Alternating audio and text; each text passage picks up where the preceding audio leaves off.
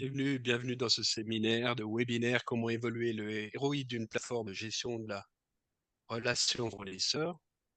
On va démarrer en quelques minutes le temps que tous les participants se connectent.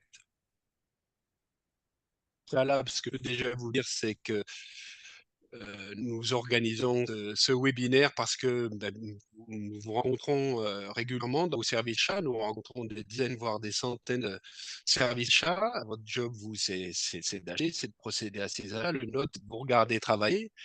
On analyse vos organisations, vos enjeux, vos outils, processus. Et toute cette richesse que vous nous partagez au fil des années, déjà, nous vous remercions. Donc, à notre tour, nous allons vous partager les analyses liées à ces organisations, liées à ces observations qui servent à construire la plateforme Cobaye, en parler et à alimenter ces webinaires. Donc là, ça va être un webinaire interactif de 45 minutes. Il y aura 30 minutes de préparation, de présentation et 15 minutes de questions-réponses. Vous avez en bas une icône qui permet d'alimenter le chat avec vos questions écrites tout au long du webinaire. Alors, le vrai sujet, c'est pourquoi l'évaluation du ROI est importante.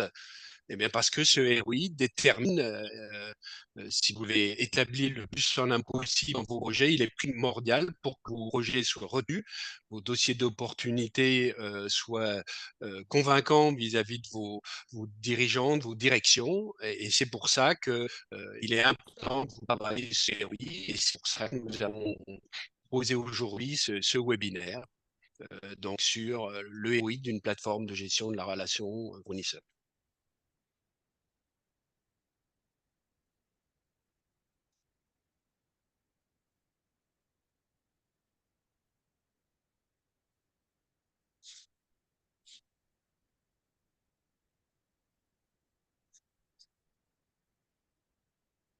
Et donc là, j'ai parlé, mais maintenant on se présente. Je vais laisser Stéphane et mon co-présentateur se présenter lui-même. Bonjour à tous, bienvenue sur le webinaire. Donc, je m'appelle Stéphane Douche, je suis le fondateur de Cobaye. J'ai un parcours professionnel exclusivement dans les achats, donc achats au sens large, achat, approvisionnement, qualité fournisseur, et plus particulièrement dans le secteur de l'industrie et plus particulièrement dans l'écosystème des PME et des ETI pour différents secteurs d'activité. Et donc, depuis notre rachat par Oxalis, je suis le responsable de la business unit Cobaye au sein du groupe Oxalis. Merci Stéphane. À mon tour, je suis spécialiste de la transformation digitale et des entreprises depuis de nombreuses années. J'ai pratiqué cet exercice donc de partir de peu d'outils ou pratiquement pas d'outils jusqu'à des solutions digitales dans les services de conduction, de production, de finance. Maintenant, pour les achats, depuis quelques temps, donc j'ai le plaisir de collaborer, de vous rencontrer régulièrement dans vos entreprises.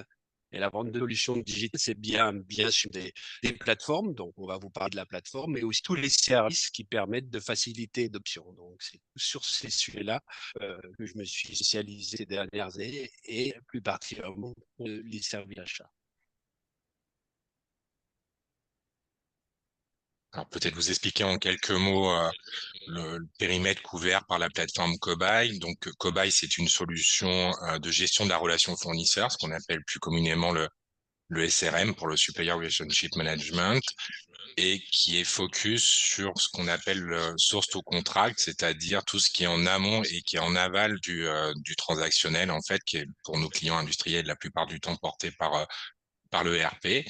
Et en termes de processus, on couvre les différents processus achat et qualité qui incombent du coup à un industriel dans une logique où on va agir en complémentarité de l'ERP pour couvrir en termes de digitalisation les processus qui échappent la plupart du temps à l'ERP. Damien y reviendra un peu plus tard dans la présentation.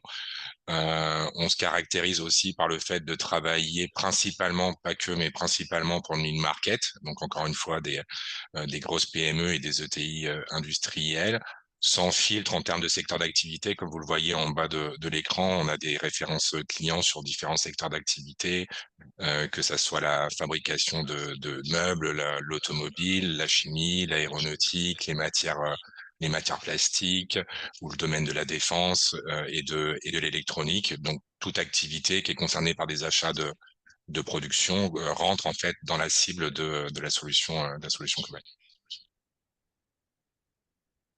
Merci Stéphane. Donc là, le sommaire vérifie 4 points, les besoins prioritaires montés par les acheteurs et leur direction. Donc là, vous avez été, je dirais, vous êtes exprimé. Et le deuxième point, c'est les processus de gestion des relations fournisseurs. Le troisième sujet sera plus spécifiquement en quoi une plateforme digitale partagée répond-elle aux besoins des achats. Et puis le dernier sujet, c'est comment faire ROI à partir de seulement 1% de gain.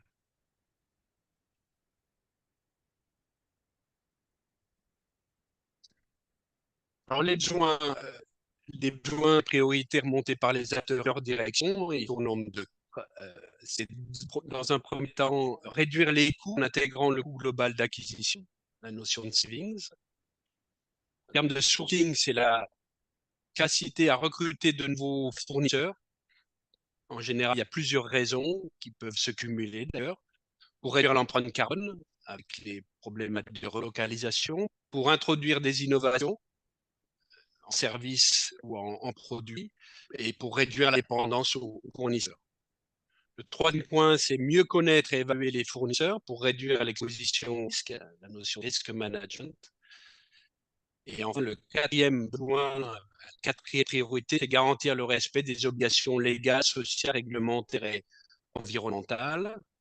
Donc, je vous laisse regarder ces quatre besoins et priorités et imaginer chez vous si ça vous concerne, a priori, oui. Les priorités peuvent changer selon votre contexte et selon votre secteur d'activité, mais l'ordre de ces priorités peut changer, mais les quatre restent communes.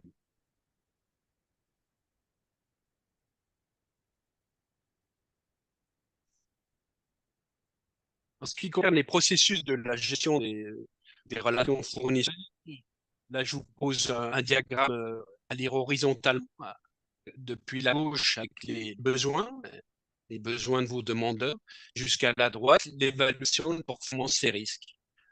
Donc, vous avez chaque étape qui se roule ensuite, l'identification des fournisseurs. Vous avez tous vos fournisseurs, vous lancez des appels d'offres, les dépouiller, établir de la négociation, faire l'évaluation des risques, faire des contrats, l'appli transactionnelle dont parlait Stéphane tout à l'heure, et la gestion des réclamations, l'évaluation de la performance et des risques. Ce qu'il faut savoir, c'est dans une entreprise industrielle, 5% des chiffres d'affaires, l'équivalent, environ 50% du chiffre d'affaires correspond au montant des achats. Et en ce qui concerne les équipes achats, elles passent 50% de leur temps sur les actions chronophages à faible valeur ajoutée.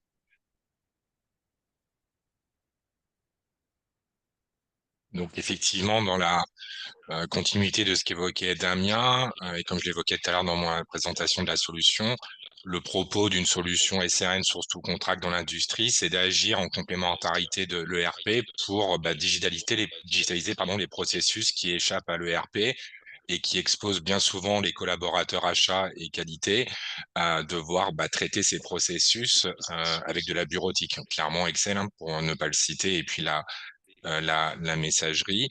Et donc finalement, notre lecture de la meilleure façon d'évaluer le ROI, c'est de vérifier par vous-même quelle fonctionnalité d'une application va pouvoir faire levier en termes d'efficience ou directement en termes d'économie pour agir comme un ingrédient du ROI. Donc là, ce qu'on vous propose sur 2-3 slides, c'est de prendre des exemples très concrets de fonctionnalités et d'évoquer effectivement sur quoi elles vont agir pour faire ROI. Donc dans la première rubrique des fonctionnalités, on retrouve tout ce qui va concerner le référentiel fournisseur. En premier lieu, ce référentiel, il va agir dans une logique de partage de la connaissance, c'est-à-dire faire en sorte que toutes les personnes qui ont de l'information sur les fournisseurs, et c'est pas seulement aux achats, des fois c'est des personnes de la R&D qui ont de la connaissance sur des fournisseurs, par exemple, faire en sorte que toute cette connaissance soit capitalisée dans l'outil et partagée avec tout le monde. Et inversement, faire en sorte que la connaissance ne reste pas dans la mémoire des personnes et après, par effet de turnover, c'est de l'information et du capital immatériel qui est perdu pour l'entreprise. L'autre enjeu du référentiel fournisseur, ça va être de gérer la segmentation. On sait qu'au niveau achat, c'est primordial de bien gérer la segmentation. Cette notion de segmentation, on peut la retrouver dans certaines organisations dans le RP, mais dans le RP, elle a souvent vocation à être partagée avec d'autres métiers. La R&D, des chargés d'affaires ou autres. Et donc, c'est pas finalement une segmentation qui est vraiment dédiée aux achats et qui est représentative du marché, enfin des marchés adressés par les achats. Et donc, avoir une segmentation métier finalement vraiment dédiée aux achats va permettre aux achats de mieux piloter leur panel fournisseur à travers une segmentation très précise. Et puis, on va avoir forcément dans le référentiel fournisseur tout ce qui va concerner l'onboarding d'un nouveau fournisseur. Il y a quelques années, on ne se posait pas trop la question de comment on onboardait un fournisseur. Maintenant, avec les crises successives et notamment les 2 dernières, on est beaucoup plus vigilant sur la manière d'onboarder un fournisseur pour s'assurer que l'introduction d'un nouveau fournisseur va pas exposer l'entreprise à un risque. Donc, ça sous-entend effectivement de capter un certain nombre d'informations ou un certain nombre de documents qui va donc rassurer les personnes en charge de l'onboarding, comme quoi le fournisseur répond au minimum de doléances requises pour pouvoir être référencé dans l'organisation du client. Si on change de rubrique et qu'on regarde par exemple des fonctionnalités qui concernent les appels d'offres, on va avoir par exemple une fonctionnalité qui est très utile, qui est la notion de consultation automatique. On a parmi nos clients des entreprises et des services achats qui sont amenés à devoir gérer dans un dossier plusieurs centaines de besoins qui appartiennent à des familles différentes et qui vont devoir donc faire l'objet de consultations auprès de fournisseurs très différents. C'est une démarche qui est particulièrement chronophage finalement parce que à défaut d'avoir un outil qui aide à gérer ça, on va devoir passer par des fichiers Excel, autant de fichiers Excel qu'on a d'appels d'offres à envoyer à des fournisseurs, autant de mails qu'on a de fournisseurs différents à consulter. Donc, c'est particulièrement chronophage. Alors, tout ça appartient à une logique très structurée qui est liée justement à la segmentation que j'évoquais précédemment. Et donc, à travers les données de segmentation, on va pouvoir automatiser la démarche de consultation auprès des fournisseurs et tout ça de manière très ciblée, c'est-à-dire envoyer précisément à un fournisseur les besoins qui le concernent et en se dédouanant évidemment de toute la partie chronophage qui est liée à la gestion bureautique quand on n'a pas d'outils dédiés pour gérer ça. On va évidemment, dans la continuité de l'appel d'offres, avoir un levier en termes de capitalisation, dans le sens où l'ensemble des offres fournisseurs vont être déclarées dans le système, que ça soit directement par le fournisseur à travers un portail ou par l'acheteur, mais les offres vont être déclarées dans le système. Donc, plutôt que d'avoir des données d'offres qu'on va saisir dans un Excel, fichier Excel qu'on va archiver dans une arborescence Windows, et donc cette information va se perdre finalement sitôt qu'on aura fermé le fichier, on va avoir toute l'information d'offres fournisseurs qui va se capitaliser dans la durée, dans le système, et qui va pouvoir être partagée, évidemment, avec d'autres utilisateurs.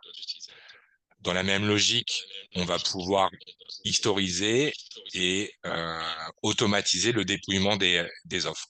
Donc évidemment, qu'on se retrouve dans une situation où on a pour un besoin plusieurs offres fournisseurs, on est amené à faire une sélection, c'est-à-dire à attribuer un marché à un fournisseur. Et donc évidemment, le fait de le faire dans le système, ça va permettre de capitaliser cette information. Dans le contexte que j'évoquais tout à l'heure, où on a beaucoup de besoins dans un dossier, avec beaucoup de consultations vers des fournisseurs différents, l'outil va être capable d'agir également via une logique d'aide à la décision en automatisant une présélection des offres, c'est-à-dire qu'on va choisir un critère de sélection qui paraît approprié pour le dossier qu'on est en train de traiter, et automatiquement l'outil va identifier pour chaque besoin l'offre qui paraît la mieux appropriée. Toujours dans une logique d'aide à la décision, ce qui évidemment c'est l'utilisateur et l'acheteur qui a la main pour effectuer les attributions finales. Et puis pour donner un autre exemple dans ce registre-là, on va retrouver également la capacité à structurer des décompositions de prix. Donc il y a des marchés qui sont propices à ça et inversement des marchés qui ne le sont pas. Si vous achetez aujourd'hui, je sais pas moi, un processeur auprès d'un réseau de distributeurs, il y a de fortes chances qu'aucun distributeur ne vous donne une décomposition de prix pour le processeur. Inversement, si vous achetez de la sous-traitance, il se peut que vous soyez dans une position où vous puissiez demander aux fournisseurs, aux sous-traitants, de décomposer un minima ces prix. Et il y aura également une logique où la grille de décomposition ne sera pas la même suivant la famille d'achat qu'on est en train de traiter. Donc, être en capacité dans un outil qui est dédié à ça, de créer ces grilles de décomposition de prix, de les soumettre au fournisseur qui va vous revenir du coup avec ces informations détaillées, bah, ça va contribuer en fait à capitaliser de l'information liée aux offres fournisseurs et sur la connaissance finalement des marchés. Voilà, pour donner quelques exemples sur la partie appel d'offres. Pour prendre un autre angle fonctionnel, ça va être celui de la négociation. Donc évidemment, les services achats sont sollicités pour faire en sorte de réduire les coûts, comme l'évoquait Damien tout à l'heure. Il y a de plus en plus de doléances maintenant qui incombent aux achats, notamment liées à la RSE, mais il n'en demeure pas moins que la réduction des coûts et la réduction du coût global reste une priorité pour les entreprises. Et donc, ça se traduit par les achats, par la capacité à négocier des conditions auprès des fournisseurs. Et donc, effectivement, le système digital va aussi faire levier là-dessus en permettant de déclarer des gains qui vont être soit des gains calculés. Par exemple, on est capable de comparer un prix obtenu avec un coût standard qui est paramétré dans le RP, ou on va par soi-même, de manière déclarative, dire j'ai agi sur telle offre, j'ai obtenu 10% et donc je vais déclarer un gain dans la solution.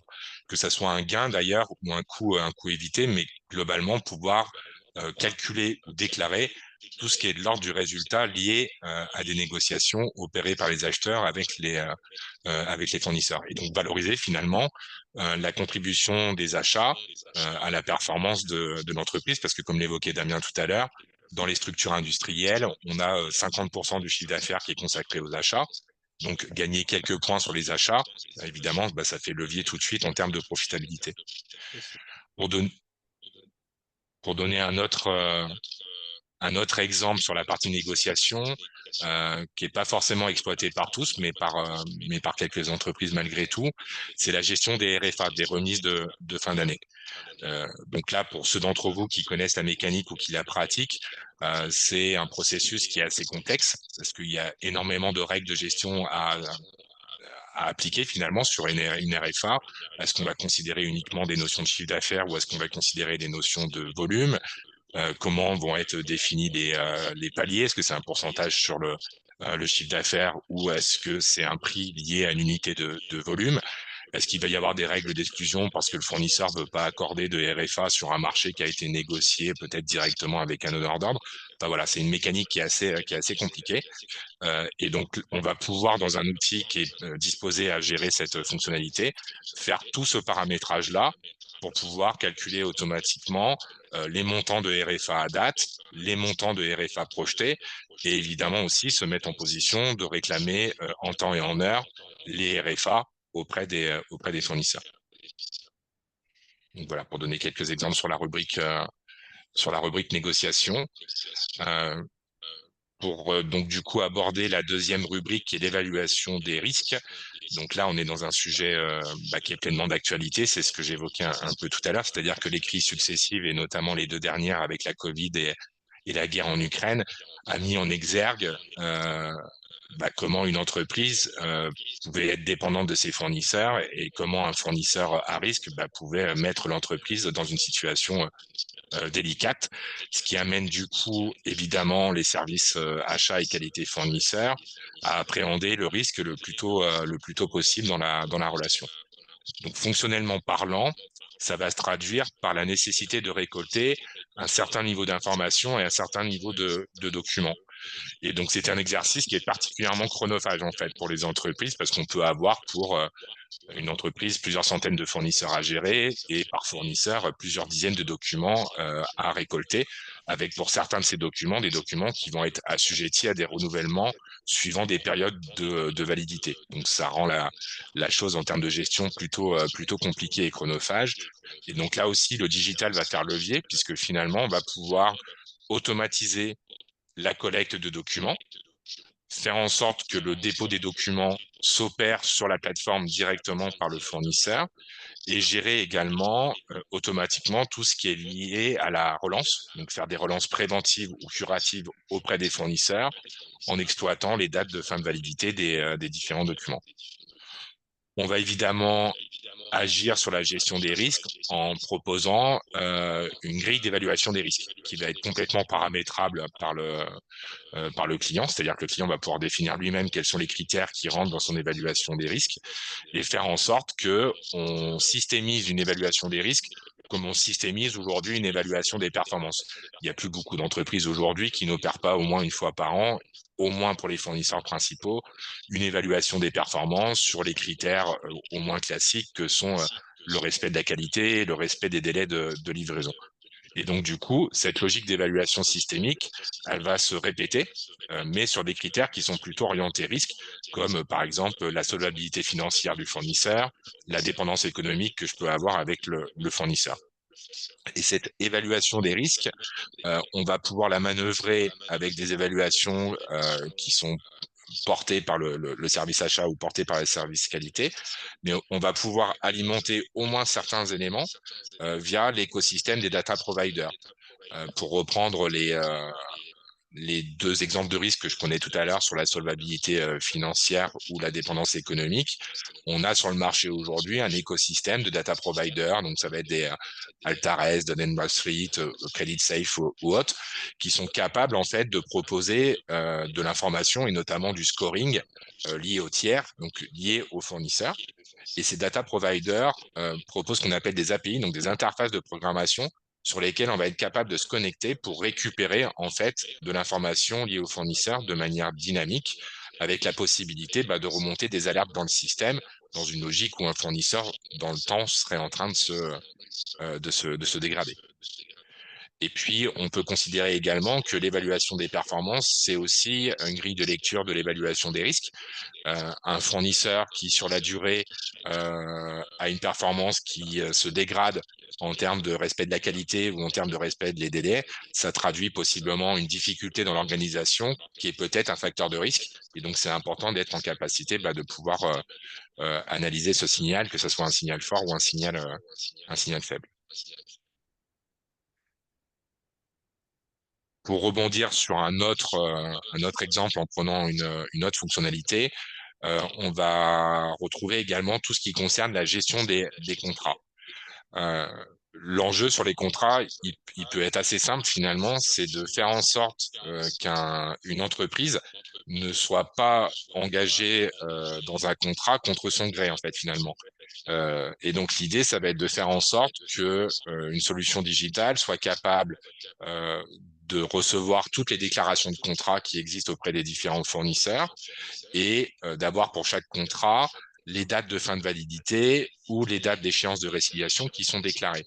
Ce qui va permettre du coup à la solution, via un système d'alerte, de vous revenir de manière automatique et de manière préventive pour dire attention, le préavis de résiliation de tel contrat arrive à échéance, attention, la fin de validité de tel contrat arrive à échéance, et de vous prévenir assez tôt pour que vous puissiez agir par anticipation, c'est-à-dire est-ce que ce contrat aura vocation à être renouvelé, oui ou non, et dans les deux cas, qu'est-ce que vous souhaitez faire, renégocier des conditions ou pas. Et dans la gestion contractuelle, on va retrouver un levier également qui est lié à ce qu'on appelle le cashback ou le chargeback, qui a donc vocation à finalement récupérer l'impact économique lié à la non-performance des fournisseurs. Donc un fournisseur qui livre en retard dans une certaine profondeur, ça va avoir forcément un impact économique.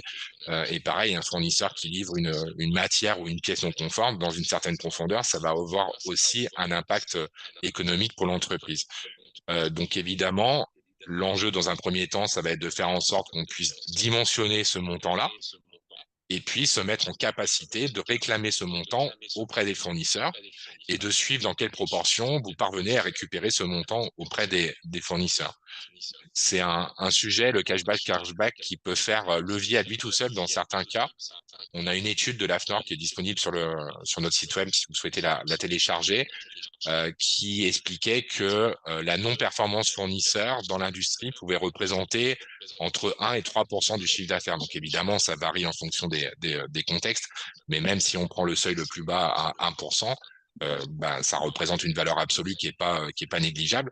Et donc faire levier sur cette valeur-là en se mettant en capacité, un, de la dimensionner et deux, d'aller réclamer et récolter les montants dus par les fournisseurs, évidemment, c'est un ingrédient parmi les autres dans le ROI.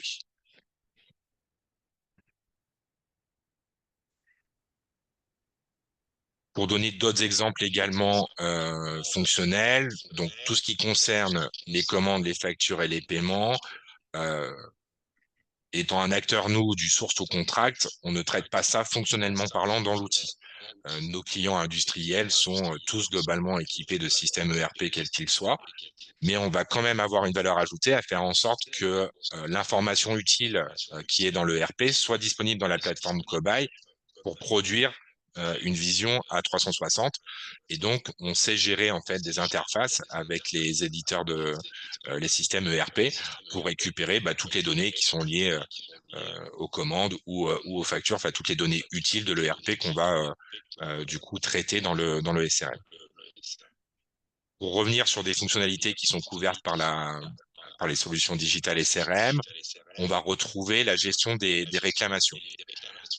Donc là, on est dans une logique, on va vouloir en fait monitorer et intégrer de bout en bout le processus de réclamation auprès d'un fournisseur, c'est-à-dire déclarer la non-conformité, la qualifier avec un certain niveau d'information qui va nous permettre de partager cette réclamation avec le fournisseur dans le but d'obtenir une analyse qui va nous permettre ou pas de solder la non-conformité. On va être en capacité également de lier à ces non-conformités des plans d'action. La logique étant la plupart du temps que dans le volume de non-conformités qu'on a à gérer, certaines, entre guillemets, sont simples et donc se gèrent assez facilement. Et puis d'autres ont un niveau de criticité plus élevé et nécessitent de construire un plan d'action avec des actions qui vont porter sur des interlocuteurs internes ou externes. Donc on va pouvoir en fait déclarer ces notions de plan d'action et suivre précisément l'avancement de chaque action dans un plan d'action lié à une non-conformité pour avoir un meilleur monitoring finalement de la résolution d'une non-conformité et comme la veut la logique qualité, se prémunir de toute récurrence de la même cause qui a généré cette non-conformité. On va retrouver également dans la réclamation la même notion de cashback et chargeback qu'on avait tout à l'heure au niveau des contrats, sauf que là, c'est porté par la non-conformité. Donc, au titre d'une non-conformité, il peut y avoir un impact économique qu'on va dimensionner, qu'on va qualifier, soumettre au fournisseur, et on va être capable de suivre, du coup, entre le montant réclamé, quel est le montant que j'ai réellement obtenu. Et dans cette rubrique qualité fournisseur, on va retrouver également la gestion des audits fournisseurs. Donc les audits, ils interviennent à différents moments finalement. On peut avoir des audits préventifs dans une logique de référencement d'un nouveau pour fournisseur, par exemple. On veut dérouler un audit pour s'assurer sur place que tout va bien dans son organisation pour pouvoir envisager de l'onboarder. Et puis, on va avoir aussi des audits curatifs qui peuvent être liés à des non-conformités. Certaines organisations ont un dispositif qui fait que si une non-conformité a atteint un certain niveau de criticité, alors, de facto, ça déclenche un audit pour s'assurer que du coup, l'organisation du fournisseur va aller dans le bon sens pour se prémunir de s'exposer à nouveau à la même non-conformité. Et donc, on va retrouver également une logique de plan d'action. Bien souvent, suite à un audit, on revient avec des actions qui vont incomber au client ou au fournisseur. Et donc, on va pouvoir déclarer ces actions et suivre ces actions. Donc là, l'idée, c'est de faire levier globalement sur tout ce qui est lié au processus de la qualité fournisseur En modélisant des processus qui échappent à l'ERP, donc en ayant des enjeux d'efficience et de traçabilité dans l'exécution de ces processus. Et puis deux, le cashback, le chargeback, qui est lié au fait de bien récupérer les coûts qui sont induits par la non-performance fournisseur. Et puis, dernier exemple sur tout ce qui va concerner l'évaluation de la performance et des risques. Donc là, on est plutôt dans une logique, parce que je ne vais pas reprendre dans le détail l'intérêt des évaluations qu'on a évoqué précédemment, mais on est dans une logique où faire en sorte que tous les processus qui échappent à l'ERP soient modélisés dans l'application et que l'application soit capable de capter de l'information utile dans l'ERP, de donner finalement aux différents collaborateurs achats et qualité une lecture à 360 de la relation fournisseur et d'avoir toute la donnée utile concernant la relation fournisseur. Donc ça va se traduire soit par des tableaux de bord qui vont traiter des indicateurs achats, des indicateurs qualité, qui vont traiter des indicateurs de performance, qui vont traiter également des indicateurs de charge, parce que c'est important aussi d'être en capacité de piloter la charge qui incombe aux différents collaborateurs achats et qualité. Et on va s'assurer également dans cette lecture globale à 360 de la conformité documentaire des fournisseurs. C'est-à-dire qu'on a une notion de data, mais on a aussi une notion de document. Au-delà de récupérer de la donnée, on gère une collecte assez consistante de documents auprès des fournisseurs. Et donc, évidemment, cette collecte de documents a la vocation à vérifier que les fournisseurs sont conformes aux différentes doléances légales, réglementaires, RSE. Et donc, évidemment, ça, au-delà de la donnée, c'est un véritable levier dans la gestion de la performance et des risques côté fournisseur. Voilà pour donner quelques exemples. Le but étant, finalement, pour rebondir sur ce que disait Damien avant de lui redonner la parole, de venir chercher, en fait, dans les fonctionnalités de l'application, les bénéfices opérationnels qui vont faire levier en termes d'efficience et donc indirectement en termes d'économie ou directement d'économie pour construire finalement votre évaluation du ROI. Mais je voudrais pas faire avant le slide que va vous présenter tout de suite Damien. Donc là, Stéphane nous a montré comment une forme digitale aide à la modélisation des processus pour répondre aux besoins. On est toujours sur les cas de besoins initiaux. Et par conséquent, on va avoir un temps économisé de façon extrêmement importante. Une vision globale, l'ensemble des informations va être disponible sous votre souris et devant votre écran, donc vous aurez une vision globale. La capitalisation de cette information, puisque au fur et à mesure de l'avancée de ce projet digital, vous allez enrichir en informations que vous allez pouvoir partager.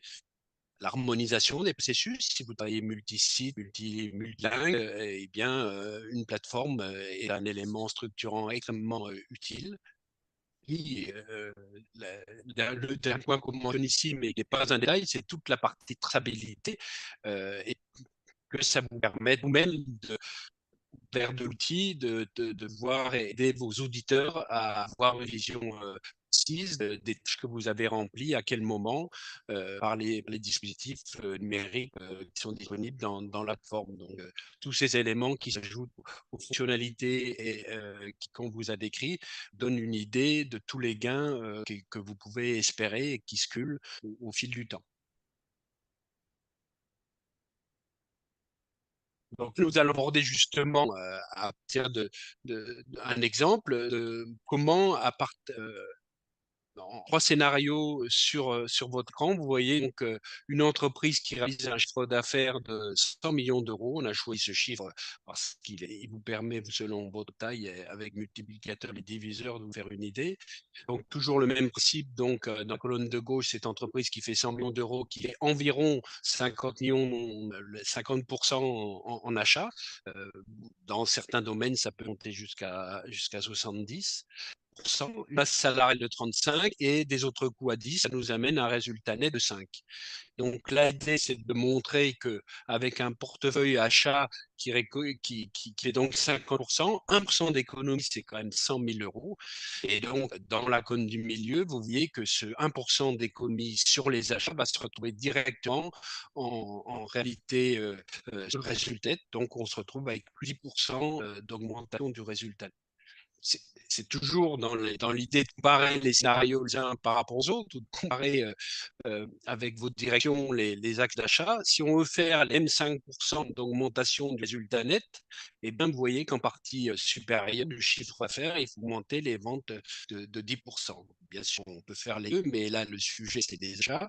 Donc, ce qu'il faut retenir, c'est ça le point le plus important, c'est qu'1% du portefeuille chat qui représente 500 000 euros, ça fait des économies substantielles. Donc, en fait, l'enjeu porte sur des montants d'achat, pour résumer, exprimés en millions d'euros, ici 50 millions d'euros. Les économies, ça compte en centaines de milliers d'euros, alors que l'investissement dans une solution digitale cobaye, c'est plutôt dizaines de milliers d'euros.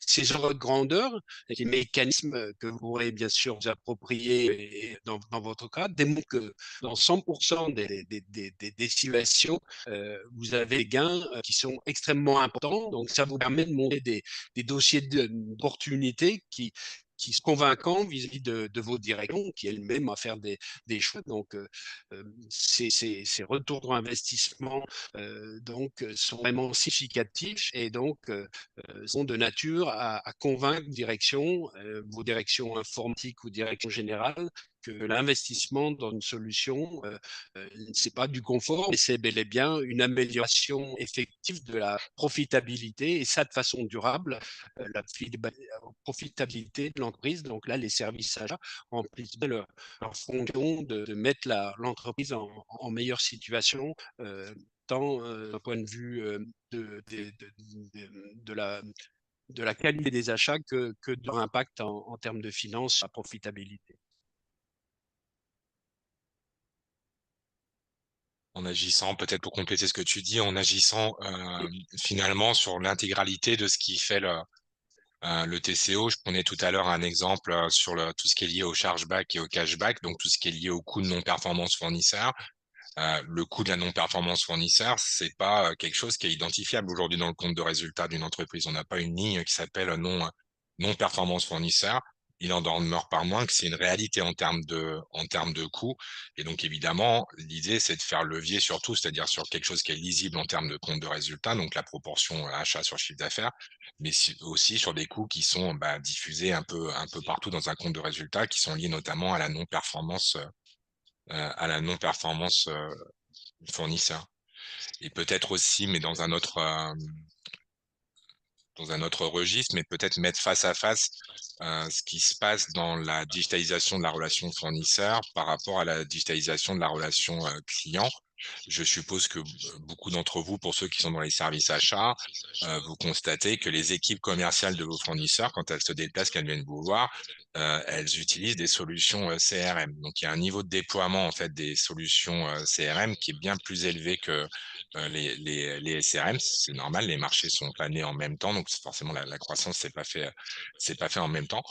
Mais ça crée aussi quelque part un déséquilibre dans la relation client-fournisseur, puisqu'aujourd'hui, il y a plus d'une entreprise sur deux de plus de 100 salariés qui est équipée d'une solution CRM et donc avec des équipes commerciales finalement qui bénéficient d'emblée des bénéfices du digital, là où c'est pas évident aujourd'hui pour les achats. Et donc finalement, travailler à rattraper ce déséquilibre-là va faire en sorte d'avoir une relation client-fournisseur qui soit plus équilibrée, plus équitable. Donc c'est pas directement aussi effectif que le compte de résultats simplifié qu'on est en train de faire voir à l'écran, mais ça y contribue aussi pour des entreprises qui sont de plus en plus sensibles à la digitalisation. Évidemment, le fait de traiter le SRM compte tout autant que digitaliser les processus des équipes commerciales.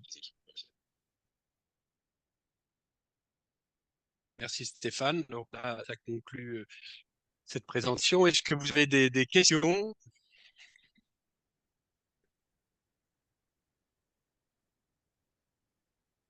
Donc, l'une des questions, c'est je vais te la poser, Stéphane, quelle est la durée estimée des projets que vous menez habituellement pour ce genre de projet? En termes de déploiement, ça va dépendre un petit peu des contextes de chaque entreprise parce qu'on n'est pas obligé de tout faire tout de suite, hein. Comme on a vu tout à l'heure, il y a un périmètre fonctionnel qui est assez large parce que, bah, tous ces processus qu'on vous a rapidement, présentés globalement, ils échappent aux ERP et donc chaque entreprise choisit finalement sa stratégie de déploiement. Est-ce qu'elle va vouloir tout couvrir d'un coup ou faire les choses de manière progressive? Donc ça, forcément, ça va influencer sur la réponse à la question, mais pour donner quand même une réponse, assez concrète. Ça va varier globalement entre 3 et 9 mois. 3 mois pour les projets les plus simples et les plus ciblés, et 9 mois pour les, projets un peu plus compliqués du coup et les plus vastes. Et donc le curseur de 6 mois, qui est le curseur intermédiaire, est assez représentatif du délai de déploiement de la plupart des projets. Merci, merci. Une autre question, quels sont les éléments de budget qui peuvent être évoqués, même si on a déjà un peu parlé tout à l'heure? Bah, c'est ce que tu évoquais tout à l'heure, Damien, du coup. Donc, Ouais, nous, on est un éditeur du mid-market. Donc, effectivement, on a des modèles économiques qui sont appropriés, pour notre cible qui est le mid-market, hein, donc que sont encore une fois les grosses PME et les ETI, même si certains groupes, s'intéressent à nous, parce que du coup, bah, ce modèle économique permet de contourner, une barrière à l'entrée, dans le sens où certains groupes ne savent pas forcément allouer les budgets, des gros éditeurs du marché sur ce type de processus. Donc tout ça pour dire qu'on fait levier avec des modèles économiques qui sont, appropriés pour le market, pardon. Et donc tout confondu, c'est-à-dire, la gestion de projet, et les abonnements, on va faire des projets avec, quelques dizaines de milliers d'euros de budget pour agir sur des portefeuilles achats qui vont être de l'ordre de quelques dizaines à quelques centaines de millions d'euros. Donc je reviens sur ce qu'évoquait Damien, ouais, tout à l'heure. En fait, finalement, l'appréciation du ROI, elle est, plus sensible sur le R que sur le I de ROI, en fait, finalement. Parce qu'on prenait l'exemple d'1% dans le slide qu'a présenté Damien, mais pour certaines entreprises, ça fonctionne aussi avec un pour 1000. Donc le budget, finalement, n'est pas le frein, n'est pas le débat, c'est surtout de bien dimensionner comment, fonctionnellement parlant, la solution va faire levier en termes d'efficience, et indirectement en termes, d'économie pour construire du coup le dossier d'opportunité. merci Stéphane.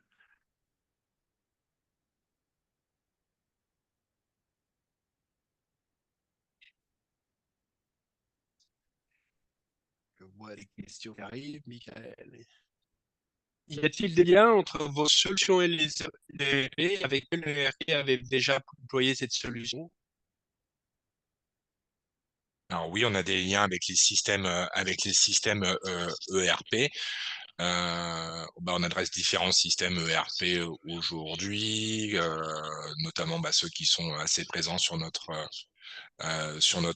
cible. L'enjeu étant de les connaître, n'étant pas de les connaître ou pas, en fait, finalement, les solutions, ERP, parce que bien souvent, ça passe par du requêtage assez classique qui va nous permettre de récupérer dans l'ERP, les informations qui sont, utiles, base fournisseur, base article, carnet de commandes, carnet de facturation.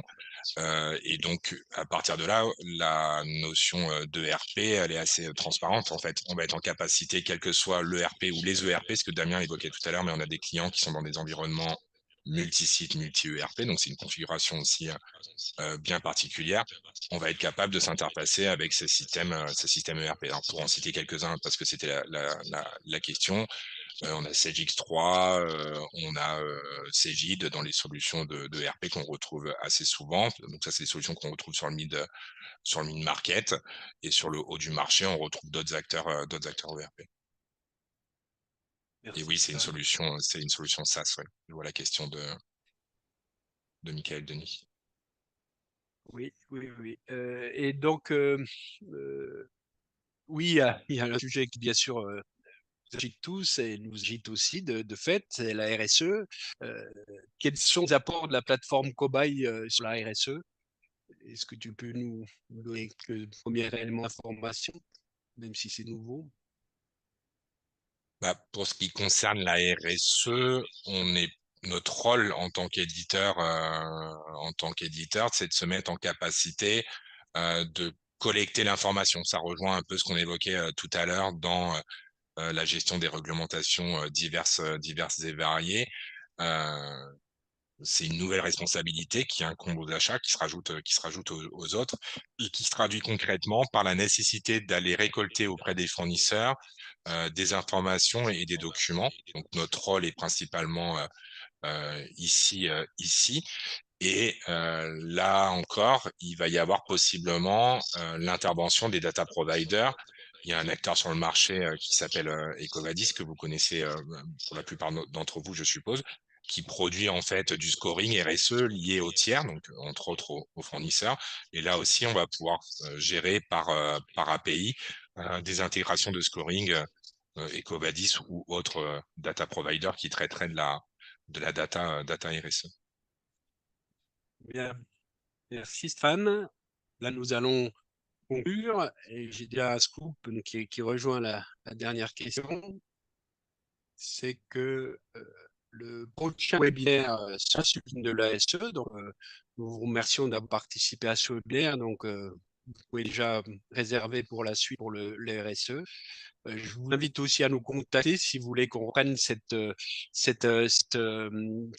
présentation et adaptée à votre contexte pour vérifier si les hypothèses que nous avons prises s'adaptent aussi à votre situation. On n'en doute pas, mais on aura plaisir à venir leur vérifier. Donc, je vous souhaite une bonne journée et on vous remercie pour votre participation. Merci à tous, bonne journée.